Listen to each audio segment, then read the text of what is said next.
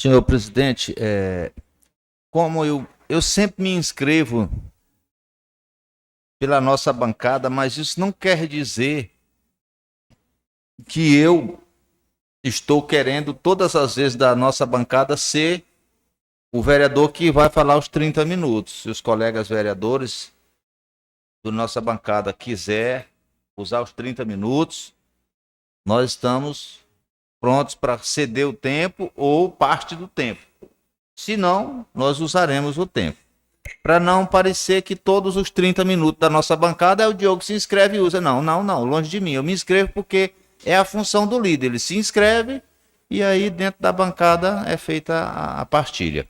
Se os senhores vereadores quiserem, se fosse aí não teria partilha.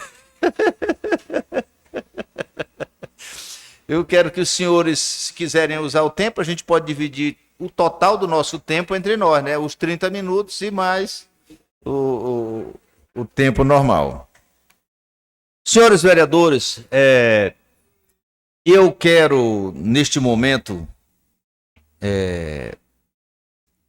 agradecer mais uma vez a oportunidade de poder estar aqui nesta tribuna. E eu quero, senhor presidente, vereador Antônio Viana, agradecer a cada um dos senhores vereadores individualmente. Eu vou começar aqui pelo tempo de atuação aqui na Câmara. A vereadora Lurdinha, o vereador César, o vereador Cássio, o vereador Marcos, o vereador Antônio Viana, o vereador Marcílio, o vereador Hernani, o vereador Zé Raimundo de Moura, o vereador Júnior Boatem, o vereador Otoniel, o vereador Júlio. Agradecer a cada um de vocês, porque eu tenho certeza que muitos de nós, se não todos, quando fomos eleitos, a impressão, Zuzília, que nós tínhamos é que chegando aqui, todo mundo era inimigo de todo mundo. E não é assim. Nós vamos, ao longo do tempo, aprendendo que eu posso divergir do vereador Marcos e ser amigo dele. Mesmo que não seja amigo, mas posso me relacionar bem com ele, que às vezes você não é amigo da pessoa porque fala, dá bom dia, amizade. No meu caso, eu e o Marco, nós somos amigos, mas às vezes a pessoa só faz dar bom dia, boa tarde, isso não é amizade. Isso é conhecer, né? Então, nós podemos ser amigos e sermos opositores um ao outro. Nós podemos ser amigos e sermos aliados um do outro. Uma coisa não impede a outra coisa. Aliás, para uma pessoa inteligente, a democracia ensina isso. Não que você possa ser malicioso ou preparando-se para isso, mas o teu aliado de hoje pode ser o teu adversário de amanhã. E o teu adversário de hoje pode ser o teu aliado amanhã. Então fica muito feio eu chegar aqui e falar dos defeitos pessoais de um vereador ou de um líder político. E amanhã eu estar do lado dele, com a mão no ombro dele, elogiando ele pessoalmente. E às vezes não é nem elogiando os atributos de homem público. Porque quando eu discordo do jeito de fazer a gestão, que foi o Rômulo, a Tereza, eu não estou discordando da vida pessoal deles. A vida pessoal deles não tem nada a ver com o que eu estou me manifestando, favorável ou contrariamente. Da mesma forma que eu creio que nesta casa nós podemos andar sendo aliados, sendo adversários. E eu quero, agradecendo aos senhores, dizer o seguinte, que nesta última eleição, nós vivemos aqui quase um momento de unanimidade. Todos nós, afora o vereador Cássio, votamos no Carlos Brandão. Todos nós, dos 15 vereadores, 14 votaram no Carlos Brandão. Todos nós, afora o Otoniel, votamos no Lula. Para você ver como é que... Então, nesta casa, nós discordamos, às vezes, na política municipal, estadual, mas em algum ponto a gente converge. Isso é ter maturidade política. E o que eu quero dizer com isso é que hoje, vereador Marcílio, em Coroatá, no Maranhão e no Brasil, existe um fenômeno chamado a consolidação das lideranças. No Maranhão, sem dúvida, quem se consolidou como liderança política chama-se Flávio Dino. Obviamente que o governador é uma forte liderança, foi eleito, tem legitimidade, é um líder, mas nós não podemos negar que o Flávio Dino foi eleito, reeleito, elegeu um senador, elegeu 2 senadores e agora foi eleito senador. Ou seja, são 4 mandatos de senadores conquistados dentro desta força política do Flávio Dino. Elegeu agora a Assembleia, praticamente está toda em torno do Carlos Brandão. A bancada do federal também toda hoje é unida em torno de um projeto do Maranhão. Quando eu estou falando isso, eu quero só dizer que há uma consolidação. E no Brasil? No Brasil, as forças políticas, elas estão distribuídas praticamente em duas agremiações. O centro-esquerda e a direita e a extrema-direita. Dentro desse grupo de centro, de esquerda e uma parte até da direita, nós temos o governo Lula, que foi o governo que pela primeira vez na história do Brasil, você pôde contemplar os trabalhadores. O Lula não foi somente a subida dele na rampa do palácio com uma catadora de lixo, com uma pessoa do povo, com uma criança, com um portador de deficiência, com um artista, com um servidor público, Não foi isso que fez o Lula marcar a sua vida política como um homem do povo, não. Isso daí é uma consequência. O que fez o Lula ser hoje o homem do povo que ele é, foi quando ele, na presidência da República, ele se reunia com os catadores de lixo, ou os recicladores, valorizando aqueles trabalhadores. Ele levou representantes do BNDES para conversar com os trabalhadores. Esse povo precisa de recurso para produzir renda, alimento, qualidade de vida. Quando terminou a reunião, ele perguntou se haviam entendido o que foi dito. Disseram que não. E o próprio presidente Lula disse: eu também não entendi, não, explica de novo. Porque a linguagem do economês, como eles falam, da economia, é uma linguagem muito difícil. Então, eu quero dizer para vocês que hoje, no Brasil, quando você vê um presidente igual o presidente Lula, que pelo que fizeram com o presidente Lula, alguns setores da sociedade, se fosse feito com outro candidato e ele chegasse ao poder, o revanchismo hoje estaria grande. Mas o que nós estamos vendo o presidente Lula organizando a questão do Ministério da Saúde, que ficou completamente desorganizado, vacinação, atendimento, foi organizado, mais recursos para a saúde pública, organização da educação, organização da economia. Nós estamos vendo aí que a Petrobras lucrou no último ano mais de 200 bilhões. E esses recursos foram distribuídos entre os acionistas. E de onde foi que saiu, irmão Hernani, esse lucro? Foi do aumento do preço do combustível, que a Petrobras ela tem um fim social também, ela não tem apenas um fim lucrativo.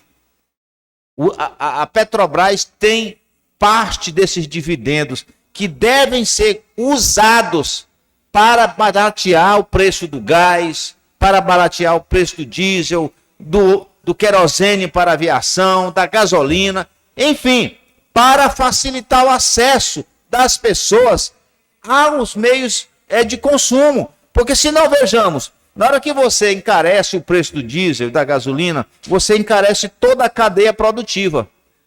O frete fica mais caro, o transporte de pessoas que poderiam se deslocar mais e produzir mais renda através do uso dos serviços, dos hotéis, do turismo e tantas coisas.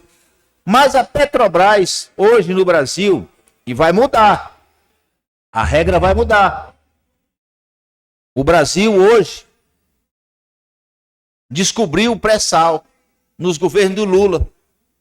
O pré-sal é a matéria-prima de todos os derivados que utilizamos. É um petróleo que fica em grandes profundidades de quilômetros, que o Brasil extrai e que o Brasil tinha grandes projetos de construção de refinarias para que o Brasil vendesse o petróleo refinado. Mas o que o Brasil fez? As refinarias foram vendidas nos governos do Temer e outros. E hoje o Brasil vende o petróleo cru, ou seja, vende o petróleo bruto. E isso faz com que o Brasil não tenha agregado valores ao petróleo do Brasil. É como se você vendesse a madeira em vez de vender os móveis. É como se você vendesse o leite em vez de vender o queijo ou a margarina, ou a manteiga, os derivados do leite. Então, o que nós precisamos é justamente isso que está sendo feito. É que tenha um presidente que olhe para os menores. Os maiores, ele já consegue se virar sozinho. As pessoas que vivem do agronegócio, elas têm muito dinheiro. Mas eu pergunto para o vereador Cássio, que atua na zona da Macaúba, na região, para o vereador Zé Raimundo, para todos nós. Será que aquele cidadão que está lá na Santa Isabel, lá no Bonfim, se ele tivesse condições de ter um crédito para ele plantar alguma coisa lá, ele ia recusar? Ou ele não faz porque não tem esse crédito?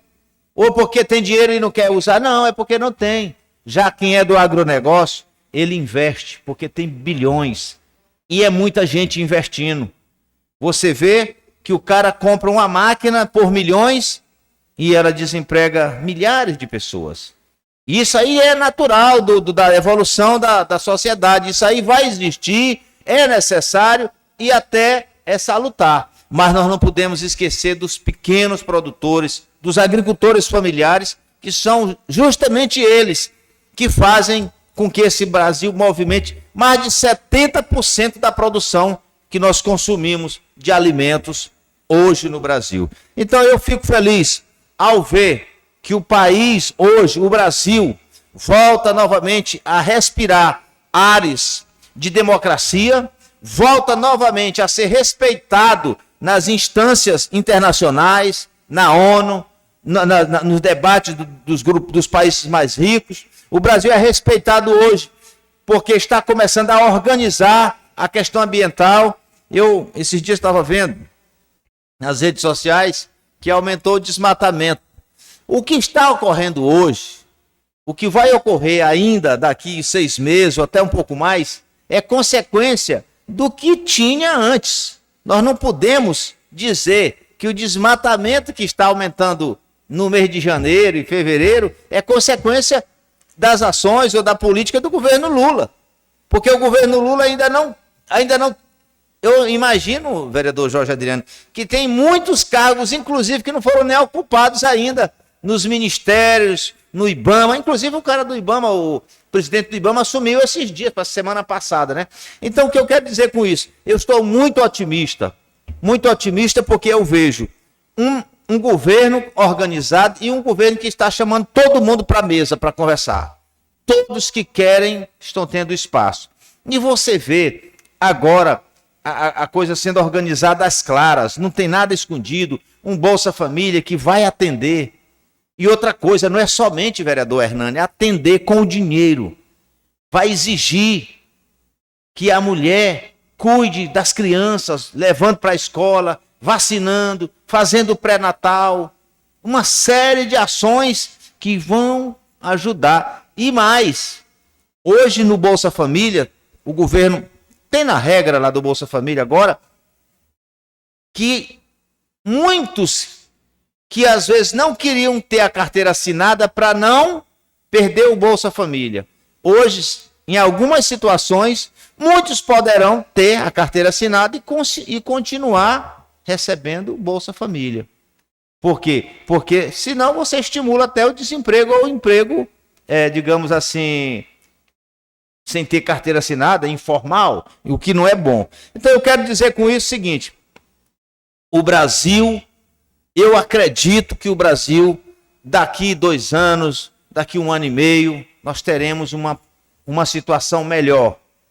Nós teremos um país que é respeitado, que sempre foi. O Brasil é um país respeitado, mas que infelizmente, por algumas situações, o Brasil não era levado muito a sério nos últimos anos. E eu acredito que com a política adotada, nós teremos novamente o retorno à normalidade e ao crescimento. E eu costumo dizer, o presidente Lula é um homem muito abençoado por Deus, que você vê que até os reservatórios que estavam todos ameaçados de nós termos apagão por falta d'água, todos agora estão no topo dos seus níveis. Ele não manda chuva, mas quando ele está no governo, até nessa... Você lembra que o Fernando Henrique estava no governo, teve uma ameaça de apagão, Lula assumiu, aí é sorte. Pode ser sorte, mas também tem a ver com a pessoa que tem a boa intenção. Os bem-intencionados, certamente Deus cuida melhor deles, porque estão mais próximos de Deus. Então eu quero dizer que com isso, nós vamos ter um país melhor organizado, e eu fico muito animado quando eu vejo o Brasil se organizando com a qualidade que nós temos. Você vê hoje as reuniões do presidente Lula com a imprensa, como é o tratamento, é um tratamento respeitoso. Ora, eu vi durante aqueles primeiros dias ali, quando houve aquela invasão aos prédios do Supremo, do Planalto e também do Congresso, o ministro Flávio Dino anunciou que concederia meia hora de entrevista coletiva, e ele foi entrevistado por quase 2 horas, porque os repórteres... Não, mas eu gostaria de perguntar, imagine se fosse em outro momento, como os repórteres estariam sendo tratados. Então, com isso eu quero dizer, senhores, que é um exemplo para nós. Sempre nós costumamos dizer que os pais devem ser exemplo para os filhos, e as autoridades, elas devem ser exemplo para o povo. Elas devem ser as primeiras a ser exemplo para o povo.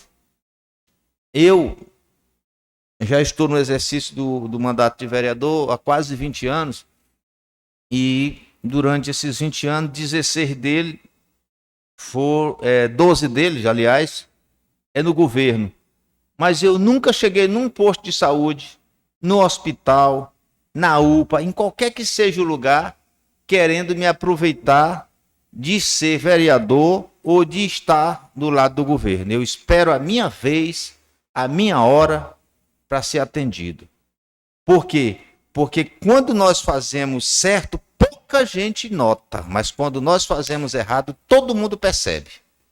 Aqui nossos amigos da Guarda, a Guarda Municipal de Coroatá, a quem eu cumprimento em nome do Rodolfo, e quero dizer que, Rodolfo, que um compromisso que nós assumimos na campanha não foi esquecido. O nosso candidato a senador Flávio Dino falou do projeto da Guarda Comunitária, e que certamente agora mais do que nunca ele tem condições de implementar sendo ministro da Justiça.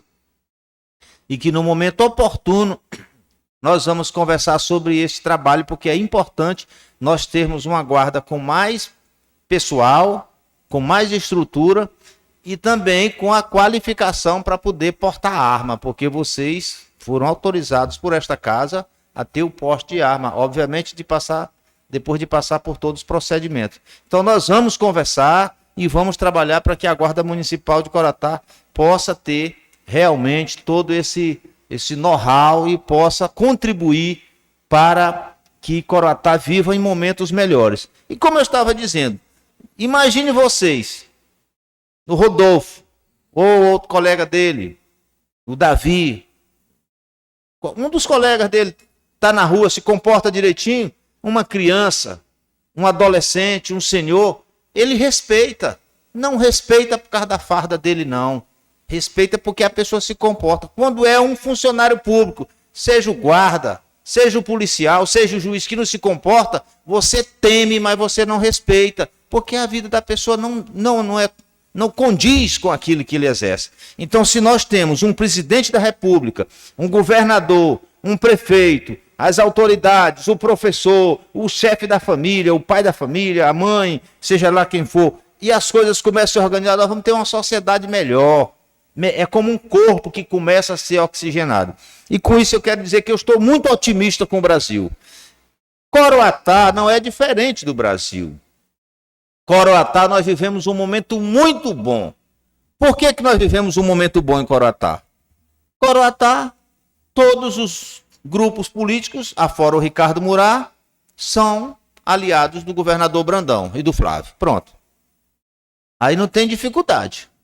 Se o vereador Jorge Adriano vai a São Luís, ele tem acesso a deputados, inclusive o deputado estadual dele é líder do governo, para trazer benefícios para Coroatá. Se o vereador Marcos vai a São Luís, ele tem acesso ao deputado Fornagib, né? O seu deputado Fornagib, Arnaldo Melo. O Arnaldo já tem acesso ao Arnaldo Melo. Se o Zé Raimundo de Moura vai, tem o Najib, tem. Se o Júlio vai, tem o Márcio Gerri. O Diogo tem Carlos Lula. O Cássio tem o Neto Evangelista. Enfim, todos nós temos acesso. E isso para Coroatá é muito bom. Agora nós temos uma situação em Coroatá. Só tem uma prefeitura para esse povo todo, para esses grupos todos. E nós vamos ver quem que o povo quer. Cada grupo está se organizando. Tem o grupo do Edmar Franco, tem o grupo do Ricardo Murá, tem o grupo do Rômulo Augusto, tem o grupo de Luiz da Movelar. Então nós estamos, cada grupo se organizando. Dentro do grupo da Movelar nós temos algumas opções. Já estão se organizando.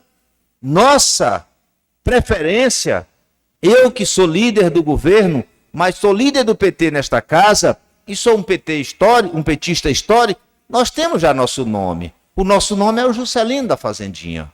Não é imposição, não será imposto, será articulado, será conversado.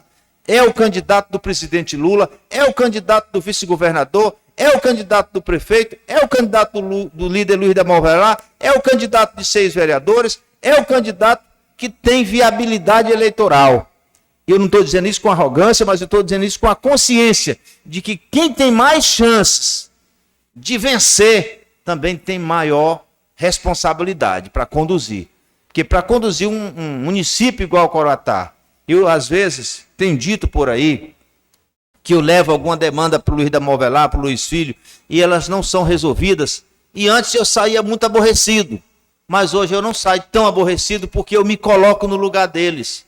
Porque se eu tenho 10 demandas, 5 demandas, 100 demandas, o prefeito e o Luiz da Movelar tem 3.000 demandas, tem 5.000 demandas. Então eu não posso condená-los se em uma demanda que eu levo, ou 2 ou 3, não sou atendido.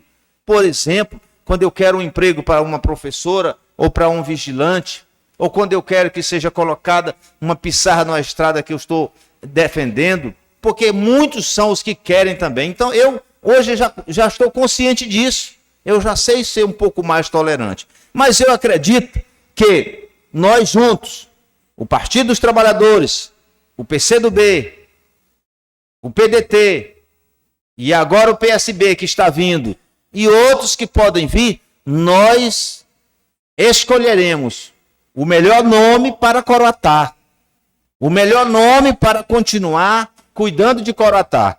Vai resolver os problemas? Não vai, não vamos nos iludir. Ninguém vai resolver todos os problemas de Coroatá. Nem da casa das pessoas se resolve, nem na família, nem na igreja, nem no sindicato, nem na cidade.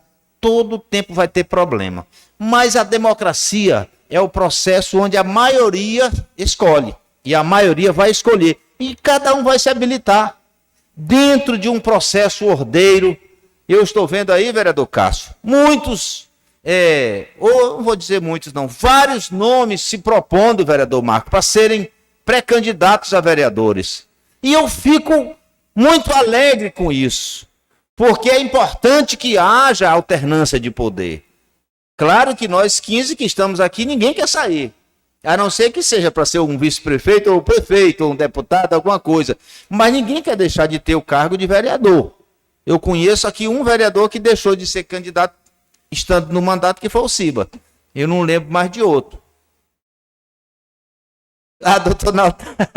Doutor Naldo foi um caso bem atípico, né? Então, assim, nós temos vários nomes que podem e devem ser candidatos. Por quê? Porque esta casa aqui, ela não pode ser uma casa de apenas haver os que concordam, tem que haver os que discordam, tem que haver aqueles que propõem diferente. E eu fico feliz com isso. É claro que, dependendo de quem é candidato, vai às vezes atrapalha o Antônio Viana, às vezes atrapalha o Jorge, às vezes atrapalha o Diogo, né? Porque às vezes é um parente, é um colega, é um membro da igreja que às vezes poderia estar perto da gente, mas eu sempre tenho dito a todos com quem eu converso: você quer ser vereador? Tenha uma causa para defender. Você quer ser um político? Tenha uma causa. Porque tem gente que não tem causa para defender, tem coisas para defender. Quem tem coisas não dá certo na política, tem que ter causa. E outra coisa, vá fazendo do seu jeito. Eu várias vezes vi o Cássio reunir muita gente por aí e outros, mas eu nunca caí na ilusão de estar fazendo igual o Cássio. Ele tem o jeito dele, eu tenho o meu jeito de fazer. Eu prefiro de um jeito, e do jeito que eu tenho feito até agora tem dado certo. Deus tem me abençoado, nós temos tido o mandato, respeitando todo mundo, com bastante prudência. E eu espero que na próxima eleição, vereador Cássio, muitos dos que hoje jogam pedras em nós, possam colocar seu nome à disposição para saber o que é ser um vereador, para saber o que é ter... Porque às vezes, vereador Jorge Adriano, a pessoa até está já no mandato de vereador, mas não conhece a história. Não sabe o que foi que se viveu nesta casa para hoje a guarda, pessoas da sociedade chegarem, sentarem e ficarem aqui tranquilamente contemplando, assistindo, concordando ou discordando do vereador, mas ficar aqui para nossos colegas guardas. Parece-me que os 4 que estão aí não são de Coroatá. Eles talvez não... Tu és de Coroatá? Coroataense? Ah, sim, mas mora em Coroatá. Não estou dizendo que seja natural de Coroatá. Por quê? Porque em 2001, esta casa aqui passou por um processo muito, digamos assim, violento. Essas portas foram arrancadas em tumulto com polícia, com sindicato, com o povo. Não existia, era tudo fechado, lacrado, as pessoas não tinham acesso. Isso não foi bom. Foi necessário, mas não foi bom. Hoje não, hoje nós temos essa cordialidade entre nós. Nós somos vereadores, eu e o vereador Marcos aqui há 12 anos, nos enfrentando nos debates, mas respeitosamente. E naquele tempo, na hora que o cara levantava para falar, o outro já ia para cima, na porrada, as pessoas não vinham. Então, enfim, hoje está muito mais, digamos assim, possível você realizar o mandato quando você é uma pessoa pacífica, porque naquele tempo era para os valentões, para quem era bom de porrada. Eu me dava mal demais, porque eu nunca briguei com ninguém, rapaz, nem jogando bola para me derrubar uma pessoa era muito difícil. Então eu me dei mal demais no meu primeiro mandato. Já hoje não, que hoje requer um pouco mais de jeito, de traquejo, eu tenho me saído razoavelmente. Então eu quero com isso dizer ao povo de Coroatá, vamos continuar. A política é um exercício de uma profissão de quem acredita na coisa pública. E eu acredito que nós estamos caminhando para o rumo certo. É uma doação. É uma doação. Eu sempre digo, olha, seja vereador, seja político, mas não deixe de sair com sua esposa, com seus filhos, com seus netos, com seus amigos, com o pastor, com o padre, porque senão a vida vai passar. Você vai esperar ter a oportunidade de fazer isso e não vai ter oportunidade. E quando você deixar de ter mandato, você não vai ter ninguém para ficar perto de você. Seus filhos. Hoje mesmo eu falei aqui de um determinado político que não apareceu uma voz para defendê-lo aqui. E era doado 100% para algumas pessoas. Então, que Deus nos abençoe e que nós possamos continuar acreditando que a política, como o próprio nome diz, é a tentativa das pessoas fazerem da da cidade, do cidadão, das coisas públicas, um mundo melhor, né? Muito obrigado e que Deus nos abençoe.